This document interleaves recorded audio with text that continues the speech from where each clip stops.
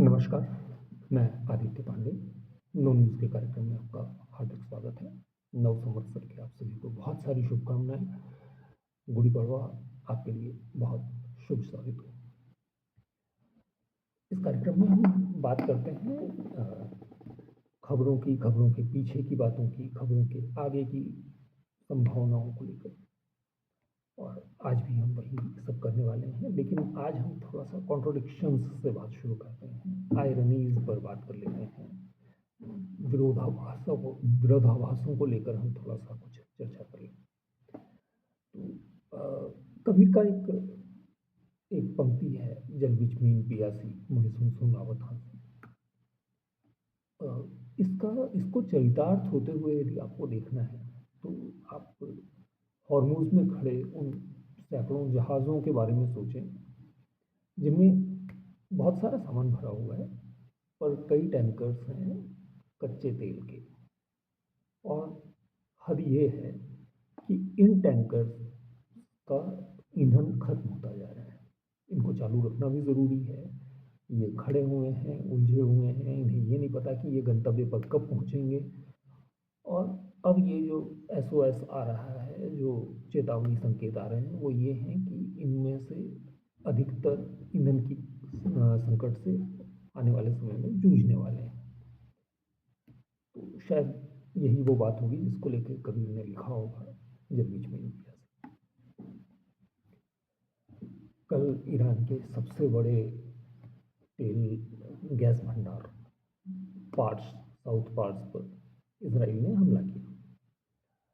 हमले के दो इम्पैक्ट सामने आए हैं। एक तो ये कि जो ध्वस्त हुआ, उसके बाद में ईरान ने तुरंत ताबड़तोड़ अमेरिकी आसपास के देशों में जहाँ जहाँ अमेरिकी ठिकानों पर वो हमला कर सका वहाँ किया है। तेल के सिस्टम्स पर जहाँ जहाँ वो कर सका है वहाँ किया है उसने हमला। दूसरा इम्पैक्ट ये आया है कि अमेरिका ने या कहें ट्रंप ने इस हमले से साफ हाथ नीचे कर दिए हैं। कहा है कि साहब ये पूरी तरह से इजराइल का हमला था और इसमें अमेरिका को भरोसे में नहीं लिया गया। उन्होंने, चूँकि ट्रंप साहब छोटी-मोटी बात करते नहीं, इसलिए उन्होंने इजराइल की तरफ से ये भी बोल दिया कि अब इजराइल हमला नहीं करेगा। लेकिन इजराइल साफ कर दिया कि साहब ना तो हमने बिना जानकारी के हमला किया है और ना ही हमने ऐसा कोई वादा किया है कि हम हमला नहीं करने वाले हैं। तो इसका सीधा-सा मतलब ये है कि यहाँ पर भी एक कॉन्ट्रडिक्शन है, यहाँ पर भी एक दरार नज़र आ रही है अमेरिकी और इजराइलियों के बीच में। कि बात कहाँ तक बढ़ती है ये एक अलग विषय है। वैसे ये भी तय मानिए कि अगले कुछ दिनों में ईरान के जो आस पड़ोस के देश हैं वो उस पर सीधा युद्ध घोषित कर सकते हैं, मतलब सीधी लड़ाई में उतर सकते हैं।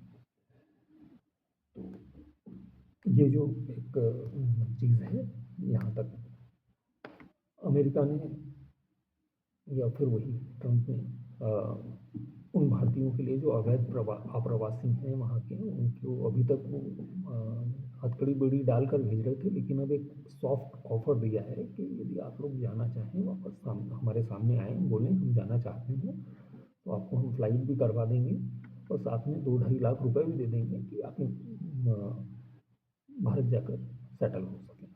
तो ये एक रुख में बदलाव है, इसे रुख के बदलाव की तरफ से देखें। एक खबर ये भी है कि पाकिस्तान और अफ़गानिस्तान के बीच में जो लगभग वहाँ पर भी जंग की ही स्थितियाँ हैं, उसमें कल अफ़गानिस्तान के एक अस्पताल पर हमले में 400 करीब लोग मारे गए थे। अफ़गानिस्तान ने बोला था कि हम इसका बदला लेंगे, लेकिन सऊदी अरब और कतर जैसे कुछ देशों ने बीच में आके बोला, जिसमें तुर्की भी शामिल है। इन्होंने कहा कि भाई ईद का रमज़ान का महीना है, ईद का समय है, तो एक काम करें, सेवइयाँ खाने के बाद में लड़ लिया जाए। तो इस बात पर दोनों देश तैयार हो गए हैं कि अभी पहले सेवइयाँ तैयार की जाए, 4-5 दिन तक सेवइयाँ खाई जाए, उसके बाद में फिर से युद्ध के मैदान में उतरा जाएगा। तो अगले 4-5 दिनों में हो सकता है कि पाकिस्तान अफ़गानिस्तान सीमा पर आपको थोड़ी-सी शांति देखने को मिले। अयोध्या में राम मंदिर की पूर्णता का एक और अध्याय ये है कि आज राष्ट्रपति द्रौपदी मुर्मू ने वहाँ पर राम मंदिर की स्थापना में साक्षी बनी है। और ये एक बड़ा घटनाक्रम इसलिए है क्योंकि ये पूर्णता का इशारा है। सुप्रीम कोर्ट ने ममता बनर्जी को लताड़ लगाई है कि सीबीआई जब छापा मार रही थी किसी मामले में, एमपैक मामले में खासतौर पर, तो वहाँ पर ऐसी क्या ज़रूरत पड़ गई कि सीएम वहाँ पहुँचे, पूरी मशीनरी एक स्टेट की पहुँचे और कागज़ छीन कर भागे। सुप्रीम कोर्ट ने ममता जी से पूछा है कि यदि एक सीएम ऐसा करेगा तो एजेंसियां कहाँ जाएंगी। जाहिर है एक सिटिंग सीएम के लिए ये एक एम्बैरेसिंग सिचुएशन होगी, लेकिन ममता जी को कितना फर्क पड़ता है पता नहीं, पर हाँ, ये टिप्पणी अपने आप में मायने रखती है। अब एक बात कर लेते हैं कल इंदौर में हुई एक दुर्घटना की, अग्निकांड की।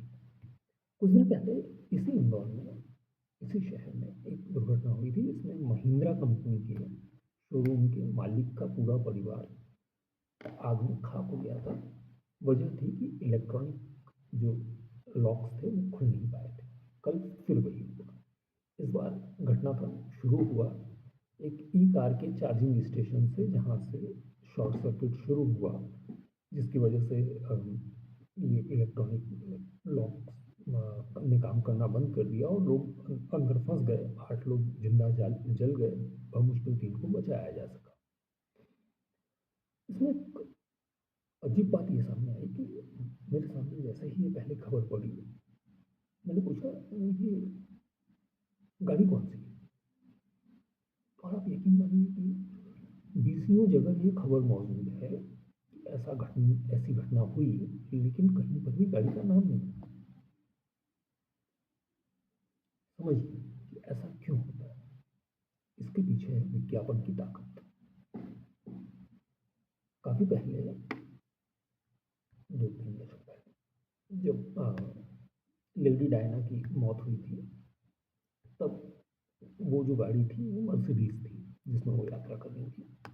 और ये बात सामने आई कि वो मर्सिडीज थी, तो उसके बाद में मर्सिडीज की जो सेल है वो काफ़ी हिट हुई थी। तब से कार कंपनियों ने ये एक चेक लगाना शुरू कर दिया है विज्ञापन देने के साथ में, कि ऐसी किसी दुर्घटना, ऐसी किसी बात में जहाँ तक हो सकेगा हम गाड़ी का नाम नहीं लेंगे, जहाँ तक हो सकेगा आप गाड़ी का लोगो शो नहीं करेंगे। और ये वजह होती है जब नाम आपके सामने नहीं आता है। हम लोग कितने भी दावे कर लें, ईमानदारी की बात यह है कि हमारी संवेदनाओं तक को बाजार ने खरीद रखा है। गाड़ियों की बात करें तो ई गाड़ियों पर काफ़ी पहले से सवाल हैं। और मेरी मेरी याद में हमने ये भी देखा है कि एक समय पर गाड़ियों के चालान इसलिए बनते थे कि आपने म्यूजिक सिस्टम क्यों लगा रखा है। इससे गाड़ी का जो चलाने वाला है उसका ध्यान भंग होता है, डाइवर्ट होता है। और अब ये हालत है कि इंफोटेनमेंट सिस्टम में इस बात की होड़ है कि कौन सी कंपनी कितना बड़ा दे रही है, कौन सा जो वर्जन है उसमें कितना बड़ा इंफोटेनमेंट सिस्टम देगा। 1, 2, यहाँ तक कि 3, यहाँ तक कि पूरा डैशबोर्ड ही इंफोटेनमेंट सिस्टम हो चुका है। ड्राइवरों के ध्यान भटका। खैर, बसों के मामले में भी यही है कि एसी बसें हैं, एसी बसों में अगला हिस्सा जो है वहाँ पर दरवाज़ा है। यदि मान लीजिए कि गलती दुर्घटना ऐसी कुछ होती है कि आगे से दरवाज़ा बंद है, तो लोगों के निकलने की कोई गुंजाइश नहीं है। और ये घटनाएं हमने एक नहीं 50 देखी हैं पिछले कुछ समय में। ये हमारी गलतियां हैं, हमको इन सारी चीज़ों पर ध्यान रखना पड़ेगा। बहुत दुखद तरीके से जो इंदौर की दुर्घटना हुई है उसमें 8 लोगों ने जिस तरह से जान गंवाई है, इसके बाद में भी यदि हम नहीं समझ पा रहे हैं तो फिर तो क्या ही कहा जाए। हम बॉक्स ऑफिस की भी बात करेंगे, जहाँ पर धुरंधर 2 आ चुकी है और उसके लिए प्रतिक्रियाएं लगभग वैसी ही हैं जैसे कि उम्मीद की जा रही थी। लेकिन हम उसको देखते हैं और फिर उस पर अपनी कमेंट्री देते हैं। तब तक के लिए नमस्कार, धन्यवाद।